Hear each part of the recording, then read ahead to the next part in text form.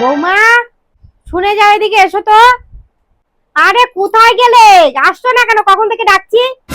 হ্যাঁ মা, বলুন। এই না বৌমা, এই শাড়িটা ধরো। কালকে আমার ভাইয়ের মেয়ের বিয়ে, ওই মেয়ের বিয়েতে এই শাড়িটা পরে যাবে। ধরো ধরো। কিন্তু মা, এই শাড়িটা তো খুব ভারী। আমি কি করে পরবো এত ভারী শাড়ি? আরে এত ভারী শাড়িতে কি হয়েছে? বাপের জন্মেও তো এরকম শাড়ি কোনোদিন দেখোনি। যা, ওইটাই পরে যাবে।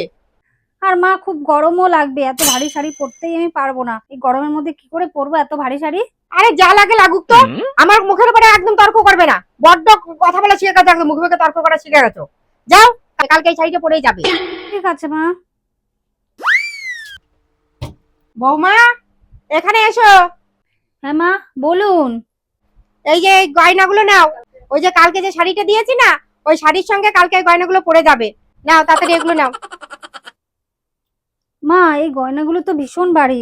আর এত ভারী গয়নাগুলো আমি কি করে পরবো? ভারী তো হবেই। বাপের জন্য কোনোদিন দেখেছো এরকম গয়না? তা ভারী হবে না?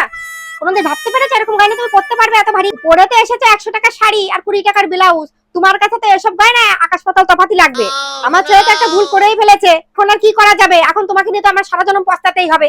আমাদের পরিবারের মতো তো লাগতে হবে তোমাকে, নাকি? যাও যাও, ওই গয়না আর ওই শাড়ি পরে তাড়াতাড়ি রেডি হয়ে নিও, কালকে যাও। ঠিক আছে মা।